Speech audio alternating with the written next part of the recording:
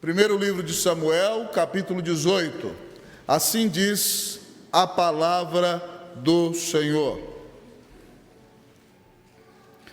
Mas Mical, a outra filha de Saul, amava Davi. Contaram-no a Saul, e isso lhe agradou. Disse Saul: eu lhe a darei para que ela lhe sirva de laço, e para que a mão dos filisteus venha a ser contra ele. Pelo que Saul disse a Davi: com esta segunda serás hoje meu genro. Ordenou Saul aos seus servos: falai confidencialmente a Davi, dizendo: eis que o rei tem afeição por ti, e todos os seus servos te amam. Consente, pois, em ser genro do rei? Os servos de Saul falaram estas palavras a Davi, o qual respondeu: parece-vos coisa de somenos ser genro do rei, sendo eu homem pobre de humilde condição? Os servos de Saul lhe referiram isto, dizendo: tais foram as palavras que falou Davi. Então disse Saul: assim direis a Davi: o rei não deseja dote algum, mas 100 prepúcios de filisteus, para tomar vingança dos inimigos do rei. Porquanto Saul tentava fazer cair a Davi pelas mãos dos filisteus. Tendo os servos de Saul referido estas palavras a Davi, agradou-se este de que viesse a ser genro do rei. Antes de vencido o prazo, dispôs-se Davi e partiu com seus homens, e feriram dentre os filisteus 200 homens. Trouxe os seus prepúcios e os entregou todos ao rei para que lhe fosse genro. Então Saul lhe deu por mulher a sua filha, Mical. Viu Saul e reconheceu que o Senhor era com Davi, e Mical, filha de Saul, o amava. Então Saul temeu ainda mais a Davi, e continuamente foi seu inimigo. Todos comigo, 30. Cada vez que os príncipes dos filisteus saíam à batalha, Davi lograva mais êxito do que todos os servos de Saul. Portanto, seu nome se tornou muito estimado. Vamos orar ao nosso Deus, irmãos. Deixe-me colocar meu celular no modo avião, para que nada me atrapalhe na hora da pregação. Oremos. Bendito Deus, eterno Pai, nós te bendizemos, Senhor, pelo privilégio que temos de poder ouvir a tua palavra. Deus, sabemos que esse é um momento extremamente importante. Ele é tão importante que de alguns o diabo já quer tirar a palavra, antes mesmo que ela seja semeada no coração. Ó Deus, de outros, ó Deus, ó Pai, ele quer usar, Deus, ó Pai, os espinhos e as tribulações para apagar o efeito da palavra em seus corações. A outros ele quer seduzir com os prazeres deste mundo e com as riquezas, para que eles se escutem da palavra que ouvem. Mas Deus, a tua palavra diz que há corações que são boa terra, e que quando a semente cai nestes corações, ela frutifica a 30, a 60 e a 100 por 1. Por isso, Deus, há uma batalha espiritual enquanto ouvimos a pregação. Há, Deus, tudo que quer nos desviar, seja um barulho, seja, Deus, ó Pai, pensamentos que sobem à nossa mente, porque esse momento é tremendamente importante. Deus fala conosco nele, e realidades podem ser mudadas enquanto pecadores ouvem a pregação da tua palavra. Então eu quero te pedir, Deus, que nada nos atrapalhe nessa manhã, que nada faça separação entre o Senhor nosso Deus e nós, que o teu povo tenha um encontro vivo e pessoal com o Senhor pelas Escrituras. Ó Deus, e que no nome precioso de Jesus, cada um saia daqui, Deus, sabendo enfrentar todos os grandes desafios, Deus, que nós temos nessa vida. Às vezes, Senhor Deus, nós somos assaltados por situações complexas, mas nós clamamos a bênção do Senhor, para que o Senhor nos dê força e sabedoria para vencer como Davi venceu todos os desafios que nós temos diante de nós. Fala conosco e abençoa-nos, nós te pedimos em nome do Senhor Jesus Cristo. Amém. Amém. Podem sentar-se, irmãos e irmãs.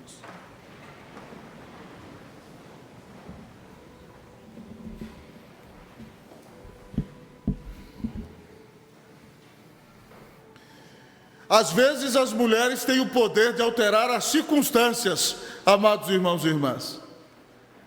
Quem pode nos contar isso muito bem é o jovem Davi. Ele tinha matado um gigante.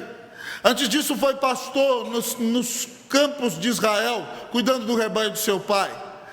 Na sua juventude tocou harpa para acalmar o rei que era atormentado por um espírito demoníaco. E quando então o povo de Israel está há 40 dias na linha de batalha, pronto para pelejar com os filisteus, dentre os filisteus se levanta um grande gigante de provavelmente 3,15 metros de altura, Golias, e desafia os homens de Israel, dizendo: tem algum homem aí que possa me enfrentar? Por que nós vamos guerrear? Se vocês tiverem um homem de verdade em Israel, mande ele vir lutar comigo. Se eu ganhar, vocês vão ser nossos servos. Se eu perder, nós serviremos a Israel. E todo mundo em Israel morria de medo, porque Golias é muito alto, muito forte, um guerreiro tremendamente experiente. E quem deveria enfrentá-lo é o rei Saul, porque Saul era o homem mais alto de Israel. Saul tem provavelmente 2 metros de altura, irmãos. Um homem alto e que se destacava no meio do povo. Mas o rei tinha medo e era assolado pela covardia. E eu imagino, o texto não diz que cada dia Golias dava mais um passo à frente, já chegando quase à linha de frente do exército de Israel. E depois de 40 dias, quando Golias ali está, Davi vai levar uns queijos para os capitães, uns pães para seus irmãos, e houve aquele incircunciso afrontando o povo de Deus, e ele diz: quem é esse incircunciso para afrontar os exércitos do Deus vivo? E Davi então se levanta, irmãos, para enfrentar aquele gigante. E nós já sabemos a história. Davi é usado por Deus para matar aquele gigante.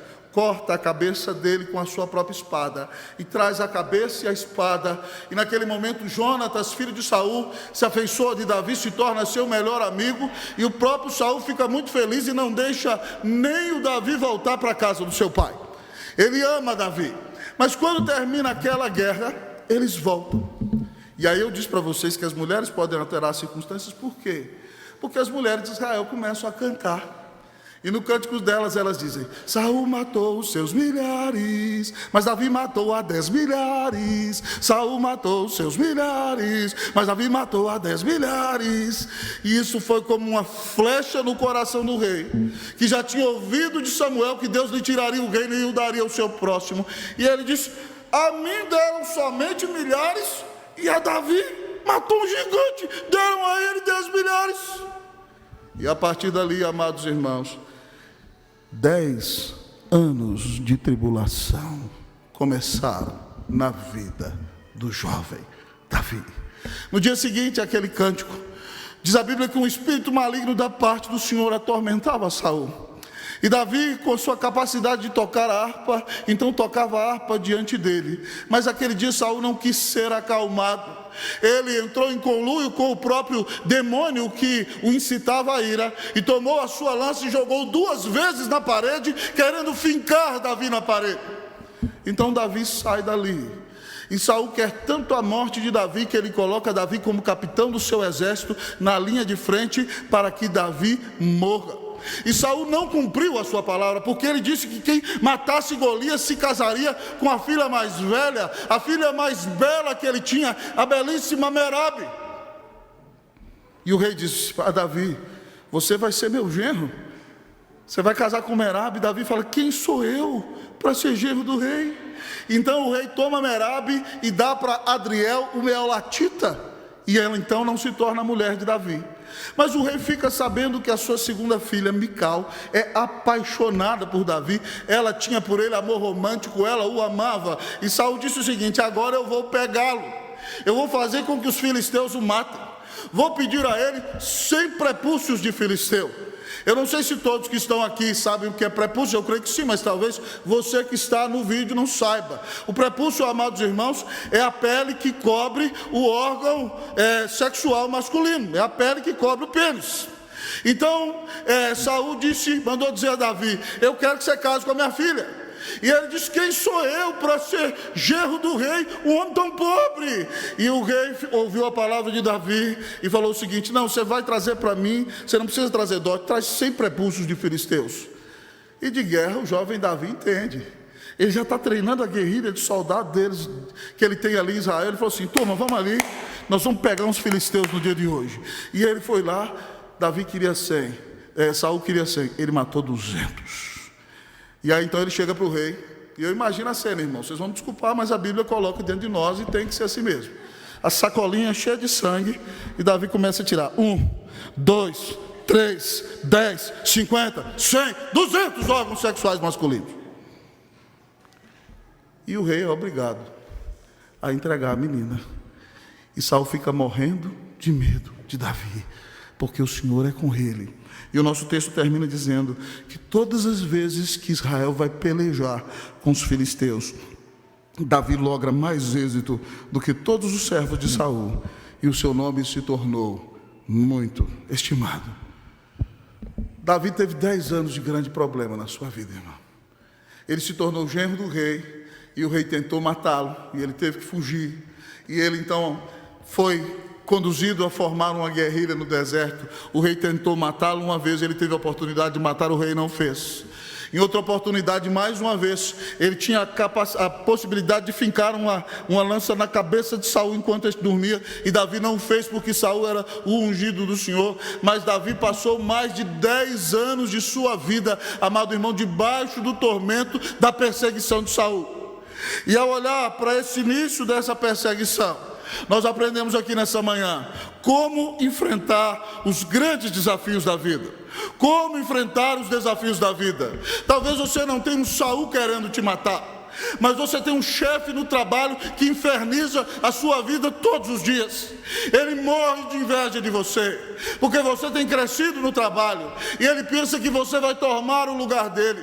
Então ir para o trabalho tem se tornado uma aflição para você. Ou talvez a sua vida é angustiante dos muros adentro da sua casa. Você tem um marido que tem uma personalidade difícil, minha irmã, e a persegue porque você segue ao Senhor. Ou você, meu santo irmão, é casado com uma mulher rixosa, é pior do que uma goteira, tem, todo dia na sua cabeça, e você diz: pastor, como eu vou sobreviver? Talvez você está vivendo a angústia de que seus filhos estejam longe de Deus, ainda que você os tenha criado no caminho do Senhor. Talvez você está passando por uma grande depressão ou uma enfermidade terrível. O Senhor nos ensina nessa manhã como enfrentar os desafios da vida. Parece que o nosso som está vivo. Então, queridos, o nosso texto, você que está na internet aí, nos perdoe, nosso som teve problema, a gente já voltou. Fique conosco até o final da mensagem. O nosso texto, então, nos ensina como enfrentar os desafios da vida. Em primeiro lugar, o texto nos diz com humildade. Como enfrentar os desafios da vida com humildade. Olhemos para o nosso texto, amados irmãos e irmãs, do versículo de número 1 até o versículo de número 23. Precisa de pedestal, não, Digão? Tá bom? Obrigado.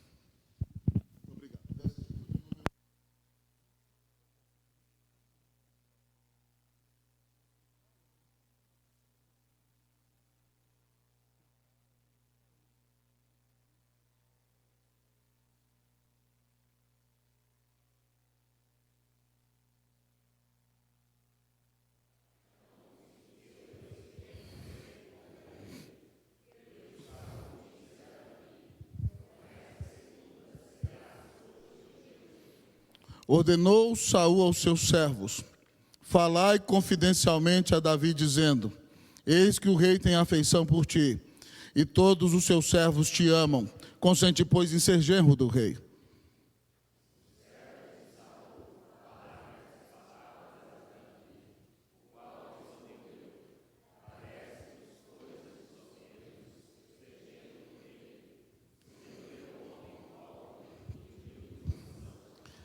A atitude de Davi, irmãos, me deixa perplexo. Sabem por quê? Porque Davi bem poderia dizer: não houve um homem de verdade em Israel que tivesse coragem de enfrentar o grande gigante. Só eu me levantei. E o rei tinha prometido que quem matasse o gigante casaria com a sua filha. Então o rei pegou a sua filha mais velha e deu a outro homem. O rei não cumpriu a sua palavra. O rei não foi fiel comigo. Saul devia Merabe a Davi. Mas em nenhum instante você vê Davi lançando na face do rei o pecado do rei. Pelo contrário, quando o rei lhe ofereceu Merabe, os versículos de número 18 e 19, Davi diz: quem sou eu e qual é a minha vida e a família de meu pai em Israel para vir eu a ser genro do rei? A atitude de Davi é de tremenda humildade. E quando então Saul quer armar o estratagema para pegar a Davi e quer dar a ele Mical, ele responde da mesma maneira no versículo 23: parece-vos coisa de somenos ser genro eu do rei, sendo eu homem pobre e de humilde condição? Nós vemos no coração deste servo de Deus o desenho da verdadeira humildade. Se nós queremos, irmãos, ser vitoriosos sobre os grandes desafios que nós temos na vida, nós temos que nos humilhar na presença do Senhor. Hoje o nosso amado presbítero Esdras leu na confissão, segundo o livro das Crônicas 7,14, que diz: se o meu povo, que se chama pelo meu nome, se humilhar e orar e me buscar e se converter dos seus maus caminhos, então eu ouvirei dos céus, perdoarei o seu pecado e sararei a sua terra. Amados irmãos, a Bíblia diz que Deus abate ao soberbo, mas exalta os humildes. Isso é muito importante. Se você se acha melhor do que os outros, se você acha que tem direito na presença de Deus, preste bastante atenção. A Bíblia diz que Deus abomina o soberbo, está a ponto de vomitá-lo da sua boca. Mas a Bíblia diz que Deus exalta os humildes. A Bíblia diz que Deus habita com aquele que tem o coração contrito e o espírito abatido. A esse Deus não desprezará. Nós temos que nos humilhar na presença do Senhor, irmãos. Provérbios 16, 18 diz que a soberba precede a ruína e a altivez de espírito, a queda.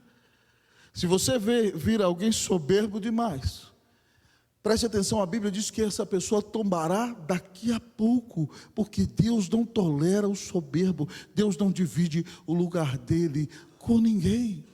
Se nós queremos, irmãos, vencer os grandes desafios da nossa vida, nós temos que ser humildes. Preste atenção, Jesus Cristo é o Rei da Glória, é o Filho de Deus, é o próprio Deus feito homem sem deixar de ser Deus. E Ele disse: aprendei de mim, que sou manso e humilde de coração, e achareis descanso para a vossa alma. O nosso Senhor, sendo Deus, viveu em humildade.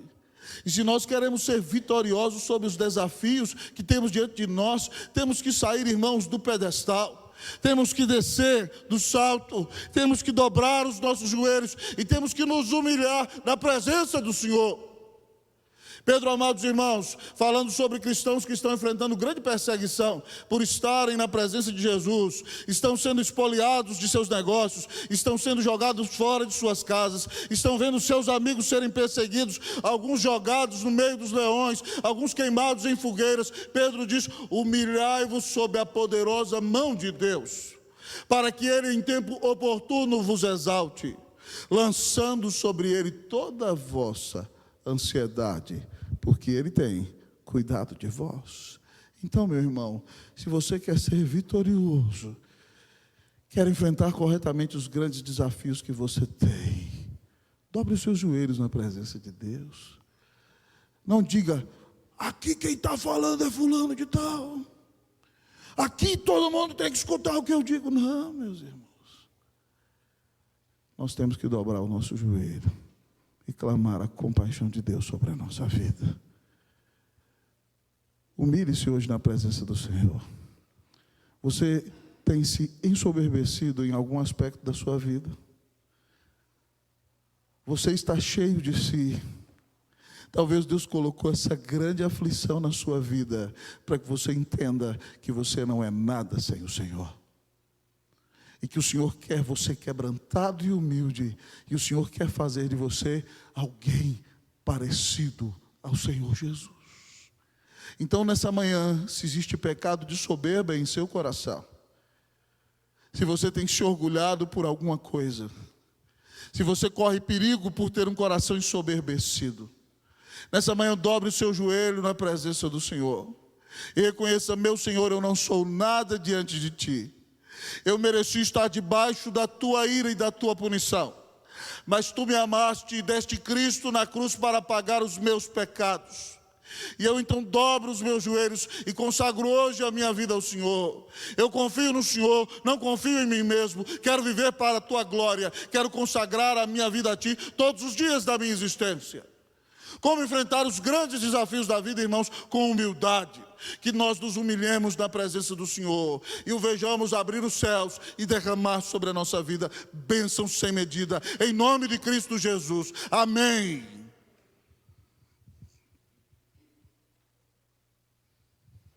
Como você tem enfrentado os grandes desafios da sua vida? Como enfrentar os grandes desafios da vida? O nosso texto nos disse com humildade, mas o texto também diz com valentia. Como enfrentar os desafios da vida com valentia? O rei diz a ele: Sueldo, eu quero 100 prepúcios de filisteus. Davi não é um homem acabrunhado. Davi não é um homem medroso. Davi não vive de autocoitadismo. O senhor quer 100? Tá bom, vamos lá. Chamou o seu time. Pessoal, vamos ali, nós temos que matar uns filisteus hoje, E o rei pediu 100. E ele foi lá, irmãos, matou 200. E nós já vimos a cena, eu já mostrei para você, não precisa repetir. Mas ele tirou do saquinho ali e entregou 200 prepúcios de filisteus ao rei. E então, amados irmãos, o rei fica perplexo e é obrigado a dar-lhe Mical. Nós vemos em Davi, amados irmãos, valentia. Mas nós vemos em Davi valentia desde que ele é menino. Ele fica sozinho naqueles pastos, naqueles campos de Israel. Eu não sei se você sabe, mas nesses dias de Davi, a profissão de pastor de ovelhas é uma profissão tremendamente desprezada. O pai dele tem 8 filhos, ele é o mais novo, e o pai fala: vai cuidar das ovelhas. E ele é obrigado, irmãos, a passar noites no relento, a passar dias do calor do deserto. Então, irmãos, pastores são desprezados naqueles dias, porque muitas vezes eles não tinham o que comer. E quando eles se aproximavam de uma propriedade, eles pegavam frutas e alimentos, porque eles passavam fome muitas vezes. E Davi, em suas noites angustiantes ao relento, foi um homem que aprendeu a buscar o Senhor, mas foi um homem que aprendeu a vencer as suas batalhas. Então ele nos conta que veio um leão. Um leão não é coisa de só menos, irmãos, e agarrou uma de suas ovelhas. E Davi partiu para cima do leão e tomou pela barba, e tomou a sua vara pontiaguda e a enfiou no pescoço do leão e matou o leão, mesmo sendo um adolescente. E de repente então se levanta um urso. Davi é um menino de mais ou menos 1,50 m, imagina um grande urso de pé diante dele, e o urso tomou a ovelha, e Davi então foi contra o urso, e o urso foi para cima dele, e Davi mais uma vez, eu imagino, o texto não diz, mas talvez fincou a sua vara no coração do urso, e matou o urso. Então quando veio o gigante, Saul quer vesti-lo de sua armadura. Saul é um grande guerreiro, e coloca aquela grande armadura em Davi. E Davi não consegue, irmãos, nem andar. Ele fala assim: não posso andar com isso, nunca usei esse negócio, que nem a gente fala lá em Minas Gerais. E aí então ele falou: tira esse negócio de mim. E quando ele foi para a batalha, ele foi com seu cajadinho de pastor, e a Bíblia diz que ele pegou 5 pedras lisas do ribeiro, do riachinho que passava por ali. Golias, o grande gigante, quando viu: quem sou eu? Por acaso eu sou um cachorro para você vir contra mim com pau e com pedra? Hoje eu vou dar a sua carne às bestas feras do campo. E aquele menino diz assim: Golias, tu vens contra mim com espada, com lança e com escudo, mas eu vou contra ti em nome do Senhor dos exércitos, a quem tu tens afrontado. Ele é corajoso porque ele crê no nome do Senhor dos exércitos. E nós o vemos então com a sua fundinha, a pedra, pá, na testa do gigante. Ele tomba, Davi corta a cabeça. Valentia, coragem. Hoje nós precisamos de homens e mulheres de coragem para servir a Deus em dias tão difíceis. Davi foi corajoso desde menino. A Josué também, que tem que dar a terra em possessão a mais ou menos 2 milhões ou 3 milhões de pessoas. Moisés, um dos maiores estadistas da história da humanidade, guia aquele povo no deserto, e Josué, ainda que seja um homem de 80 anos, está aparentemente amedrontado, e o Senhor diz mais de uma vez a ele que estará com ele, que ele seja forte e corajoso. Mas se não bastasse, no versículo 9 de Josué capítulo 1, o Senhor diz: não te mandei eu, ser forte e corajoso, não temas e nem te espantes, porque o Senhor teu Deus é contigo por onde quer que andares. Nós precisamos de homens de coragem, amados irmãos, nos dias de hoje. Homens aos quais Deus concedeu a liderança da igreja, de suas famílias, e que tem que ser bênção nesse mundo. Mas as mulheres de Deus também devem ser corajosas. Vocês imaginam que eu amo muito esse personagem Davi. Meu filho mais velho se chama Davi. E desde que o Davi é pequeno, irmãos, desde que o Davi é pequeno, no aniversário dele lá em casa, nós sempre lemos todo ano, primeiro livro de Reis, capítulo 2, versículo 2, quando o rei Davi está morrendo, e ele então tem ali seus 70 anos, seu filho Salomão tem quase 20 anos, porque foi filho depois dos 50 de Davi, e Davi então está dizendo àquele menino que guarde a palavra de Deus, e Deus irá abençoá-lo, se ele for um rei fiel à palavra de Deus. E Davi diz assim: eu vou pelo caminho de todos os mortais, coragem pois, e ser homem. E todos os anos eu olho no olho daquele rapaz e digo para ele: coragem pois de ser homem. Nós estamos precisando de homens de verdade, irmãos. Isso é missão nossa de pais, ensinar a masculinidade aos nossos filhos. Nossos filhos não podem ser homens que se comportam como moças, pelo amor de Deus. Nós precisamos de homens de verdade à frente da igreja de Jesus. E isso é responsabilidade minha e sua, como pais.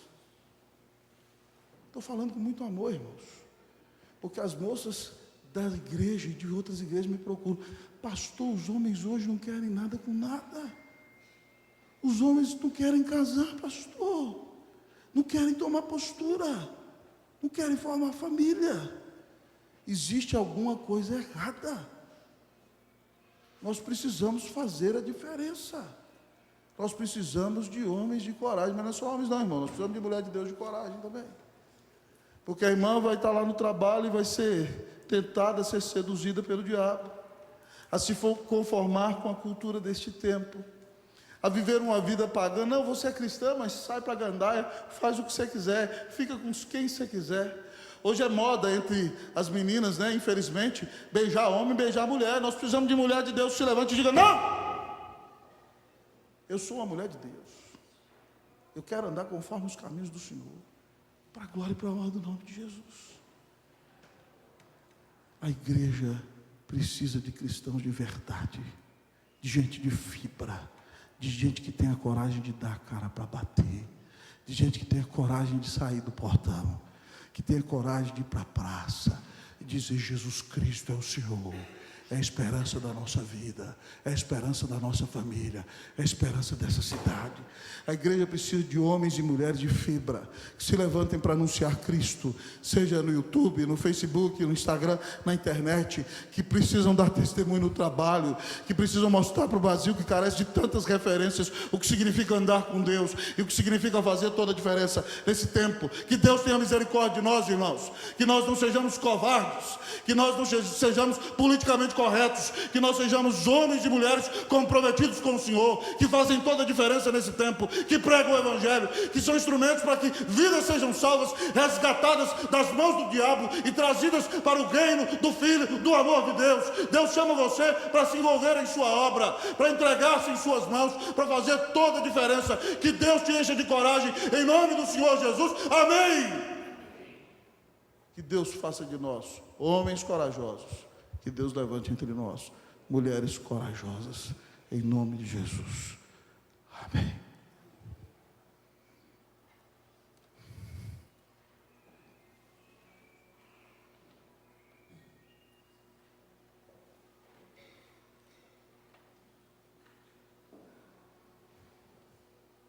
Como você tem enfrentado os desafios da vida? Com covardia? com soberba. Que o Senhor tenha compaixão de nós, irmãos. Que o Senhor nos dê um coração humilde e quebrantado. Que o Senhor nos dê um coração corajoso, em nome de Jesus. Como enfrentar os desafios da vida? Com humildade, com coragem e com o Senhor. Como enfrentar os desafios da vida? Com o Senhor. Versículo de número 28 diz assim: viu Saul e reconheceu que o Senhor era com Davi. Versículo 12 também diz assim: Saul temia a Davi, porque o Senhor era com este, e se tinha retirado de Saul. E aí o nosso texto diz que, no versículo 30, cada vez que os príncipes dos filisteus saíam à batalha, Davi lograva mais êxito do que todos os servos de Saul. Portanto, o seu nome se tornou muito estimado. Nós precisamos de homens e mulheres com os quais Deus esteja. Podemos dizer que o Senhor está com a Audrey. Podemos dizer, e o Senhor é com o Alexandre. Nós precisamos da comunhão íntima de Deus. Nós precisamos da intimidade do Senhor. Nós precisamos entender que sem o Senhor nós não somos nada e nada podemos fazer. Eu gosto muito dessa expressão, irmãos, o Senhor era com Davi. 2 vezes ela se repete no texto. E outra vez na Bíblia em que ela aparece se refere ao menino José. Vocês se lembram do menino José? Filho da mulher que seu pai amava. Seu pai teve 4 mulheres. Ele era o filho da esposa amada. A mãe morreu quando seu irmãozinho mais novo nasceu. E ele então, aos 17 anos, é tratado como um príncipe no meio dos seus irmãos. Seus irmãos cuidam dos rebanhos, ele tem literalmente uma roupa de príncipe. E seus irmãos o invejam porque o pai o ama mais que os outros 11 irmãos. Se não bastasse, Deus mostra para José o que vai acontecer com a vida dele. Talvez José, se tivesse mais sabedoria, teria ficado calado. Mas ele é um jovem saindo da adolescência. Ele diz aos seus irmãos: eu tive um sonho, que nós tínhamos um feixe de colheita, e o meu se levantou e o de vocês se ajoelhava diante de mim. E os seus irmãos ficaram irados e queriam matá-lo. Ele tem outro sonho: eu tive um sonho que o céu, o sol, a lua e 11 estrelas se ajoelhavam diante de mim. E o pai dele fala: que é isso, meu filho? Eu, sua mãe e seus irmãos vamos nos ajoelhar diante de você. Mas na primeira oportunidade que tem, seus irmãos que queriam matá-lo o jogam no fundo do poço e o vendem para uma caravana de ismaelitas por 20 moedas de prata, irmãos.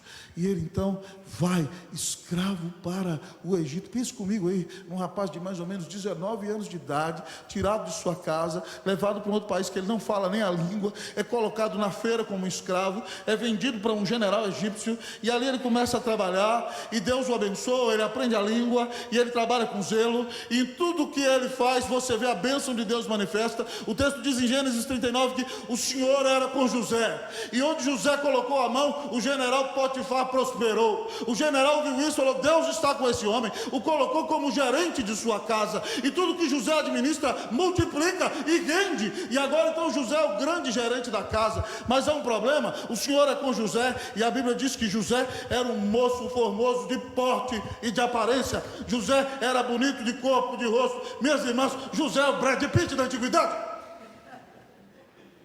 As mulheres suspiravam por ele. E a mulher do general, o general sai para brigar as suas batalhas, ela fica lá. E ela começou a dizer: vamos para a cama comigo, José. Vamos para a cama comigo. Ele falou: a senhora é doida. Eu mando nessa casa em tudo. Eu tenho a mesma autoridade do meu senhor. Mas eu não posso encostar a mão na senhora. Se eu fizer isso, eu vou estar pecando contra o meu Deus, eu vou pecar contra o meu Senhor. E aquela mulher todo dia: José, vamos para a cama comigo.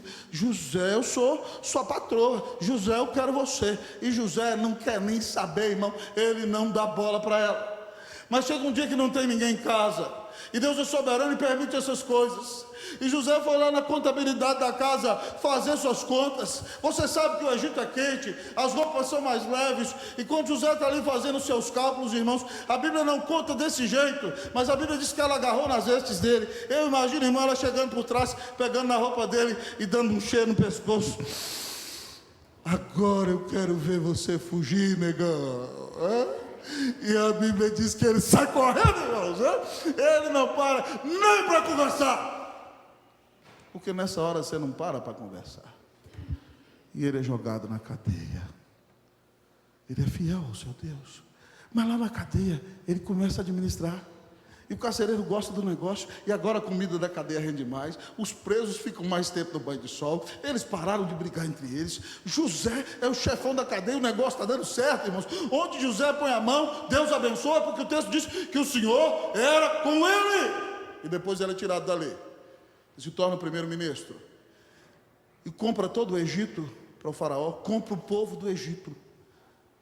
Abençoa o povo de muita região.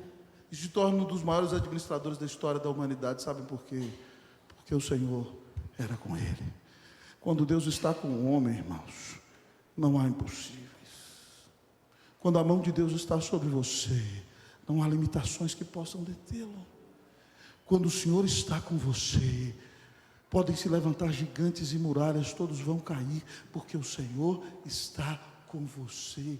Você está com o Senhor. Você está com o Senhor. Podemos dizer que o Senhor era com Osmar. O Senhor está com Gabriel. Amados irmãos, o que as pessoas precisam dizer de nós é que o Senhor está conosco. E que nós estamos com Ele. Você está com o Senhor. Talvez você me pergunte: reverendo, como eu posso estar com o Senhor? Se você ainda não está com o Senhor nessa manhã, se arrependa da vida que tem levado e creia que nunca ninguém te amou como o Senhor Jesus. Ele deu a vida na cruz para pagar os teus pecados. E a Bíblia diz que se você crê nele como o único mediador entre Deus e os homens, como o caminho, a verdade e a vida, como o Filho de Deus, como aquele que amou e pagou o que você mereceu sofrer no inferno, na cruz, a Bíblia diz que se você crer nele e o recebe como seu Senhor e Salvador, você será salvo. Você será perdoado, você será declarado justo por Deus, você será reconciliado e se tornará amigo de Deus, você será chamado filho de Deus. Assim você começa a andar com Jesus. Mas depois disso, você precisa entender que o Senhor quer um relacionamento pessoal com você todos os dias. Muitas vezes nós cristãos atuamos como religiosos, irmãos. Nós estamos na igreja aqui no domingo e o culto é uma bênção. Mas a gente sai dessa porta e durante a semana nós não lemos a Bíblia, nós não oramos, nós não cantamos para o Senhor, nós não ouvimos nenhum sermão, nós não frequentamos culto nenhum, nós não desfrutamos de comunhão. E muitas vezes há o risco de que nós estejamos na igreja e façamos 1, 2, 10, 20, 30 coisas e não tenhamos comunhão com Deus em nenhum momento da nossa vida. E o Senhor quer um relacionamento pessoal comigo e com você. Então, se eu e você não damos bola para Ele, então Ele dá um jeito de chamar a nossa atenção. Ele permite que alguém que a gente ame passe por alguma dificuldade financeira. Ele permite que nós tenhamos uma crise de relacionamento. Ele nos visita com enfermidade, para que nós entendamos que nós não somos nada. E aí então nós vamos começar a orar e vamos nos relacionar com Ele. Preste atenção, meu irmão, se você marcar uma reunião com o presidente Bolsonaro hoje, será muito difícil que ele te atenda. Se você quiser marcar uma conversa com Donald Trump, ele vai rir de você. Quem é você? Você não vai conseguir falar com Trump. Mas você pode falar com a maior autoridade do universo. Entrar na sala do trono a qualquer hora que você quiser. Em santa audiência com todo o poderoso Deus. Você pode sentar-se e falar com Ele. Ele é o seu Pai. Ele deu Cristo por você na cruz. E você então dobra os seus joelhos, ou se senta ou de pé, fala para Ele do seu amor, compartilha com Ele os seus problemas, coloca a sua vida diante dEle, e Ele então acalma o seu coração, e de repente ali sentado você ouve esse Deus eterno falar com você na palavra dele, e ele te dá as diretrizes para a tua vida, e ele diz a você que não desanime, que essa vida é sofrida mesmo, mas haverá um dia no qual ele virá te buscar, e você então não terá nem mais luto, nem choro, nem pranto, nem dor, porque Jesus morreu por você. Você vai passar a eternidade com Deus, num lugar cheio de alegria, de bênção, de plenitude, de louvor, de paz. A Bíblia diz que o Senhor enxugará dos olhos toda lágrima, e a morte já não existirá, e já não haverá mais luto, nem pranto, nem dor, porque as primeiras coisas passaram. Para que você esteja toda a eternidade com Deus, você tem que ter prazer em estar com Deus aqui.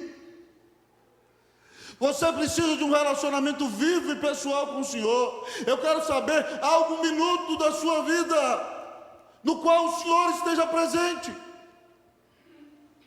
Há algum minuto na sua vida no qual você busque sinceramente a presença de Jesus? O Senhor está com você?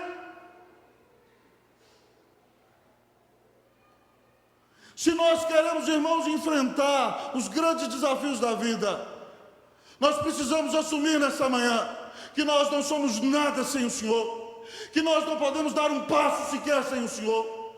Tal como Moisés disse a Deus no deserto: se o Senhor não vai comigo, não me deixe ir embora daqui, acaba com a minha vida aqui. Foi isso que Moisés disse. Eu não posso dar um passo sequer sem o Senhor.